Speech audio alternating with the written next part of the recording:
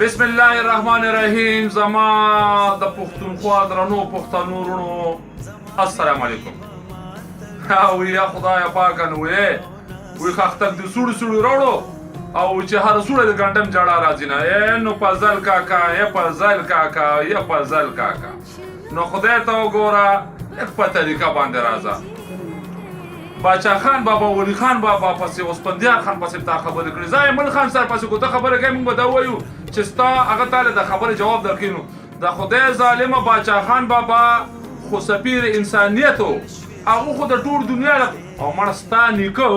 د باچا خان بابا ورکرنو او تم را پاسه تم باچا خان بابا پسې خبره کوي. په باچا خان بابا خو هغه شخصیت دی چې په هغه باندې خو کوم دی نو مې په سوالو کتابونو لیکل شو او خلک به پیژره کوي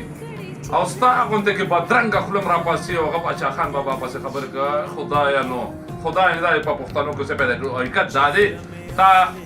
یو پریس کانفرنس وکړو چې ما حقیقت وینم ته حقیقت نشې ویلی زه حقیقت ویلی شم زه تا ته وایم چې حقیقت څه دی. الله دې خوشحاله که حقیقت دا دی چې ستا نیکه د باچا خان بابا ورکرو د دې نه ته انکار نشي کولی دا دې ټوله شناخت ته پته لګي. نو بیا حقیقت دا شو چې ته نمک حرامه یې ځکه چې ماغه ځمکې دي او ماغه تسلسل دی چې را روان دی تا ته دغه نیکه جایداد پاتې شوی دی ماغه نمک خورې خو چې د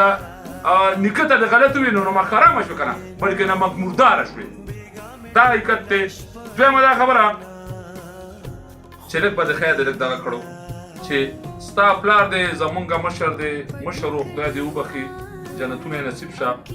په دې 400 په دې اشنغت فاروق اعظم چوک کې ولی خان بابا چې هغه سره کومه نیکي کړې وه نو که تا کې لږ انسانیتونه هغه نیکي به تا تر دې دمه پورې نه یې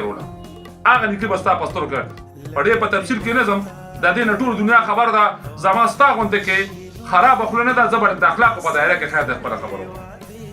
او د ټولو نه اهم خبره دا ده چې ته کله مینی شوې نو تر دې وخته پورې تا د خپلې پارټۍ د ورکر دپاره څه کار کړی دی هېڅ ته مې کړی بلکې انډرګراونډ شوې د چا په وینا باندې چا چې ته MNA کړې نو هغوی درته ووایي چې ګورې سیټ ته شه ته په ایمان یې وایه دا څونه احتجاجونه شو په یو احتجاج کې تا خپل شرکت کړی دی تا شادي شکنې صادر راواړو ځان دې سیټ ته کړ او پټ شوې اوس د سره څه بیانیه نشته چې دې ورکر ته زه څه ووایم کارکردګي داسې نشته دی د خلکو د دنیا تمې وې نو څه دې مو نه کړل نو رالې نو په ولی باغ پسې لګیا شوې. ای خدای دې خوشحاله کړه خدای دې خوشحاله کړه. ولی باغ د قربانۍ خلک دي هلته د قربانو یو تسلسل دی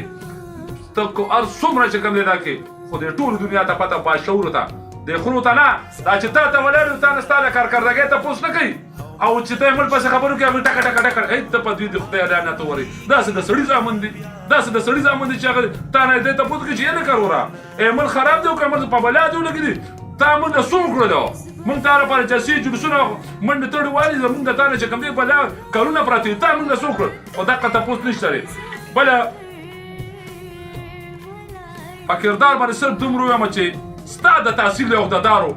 او هغه ډېر څه ویلي دي زه نه وایم زما دا پاکه خوله ده ما پې الحمدلله د سحر لمونځ هم کړی او د ماسپښین لمونځ هم کړی دی نو د دې نه وروسته چې کوم چې د الله عبادت پې کوم نو مثال خبره مخکې نور څه نه یم خو ستا د تحصیل عهدهدارو او هغه ستا د کردار په باره کې چې څه ویلي دي هغه دې ټولو خلکو ته پته ده. بله خبره ده چې په تا باندې دې وخت انټرنل په پارټۍ کې خود کلک تنقید روان دی نو د هغې مخنیوي نه شي کولی نو رالې په ولي باغ پسې.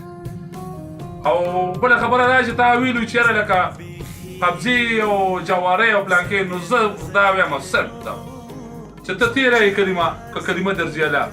لا اله الا الله محمد رسول الله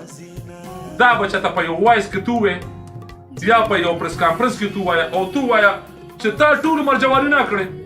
تا په سپو باندې جواري سپو په جنګ باندې تا جواري نه کړې تا د چرګانو په جنګ باندې جواري نه کړې تا په خپل ځای کې جواري نه کړې او تا چې کوم دی نال نه دی جوړ کړی نال چې کوم جوارګر چې کوم لکه دا کې جوارۍ ته ناست دی او د چا په سرپسې وي هغه نال ورکوي تا نال نه دی جوړ کړی. او بله یو اهم خبره ته وکړم په تېر ټینه ورکې تا خپل ټول پند په احمد علي جان چې کوم د جمعیت علما اسلام یو عهدهدارو تا په هغه باندې خپل ټول پند په کروڑو روپۍ باندې خرڅ کړی نه دی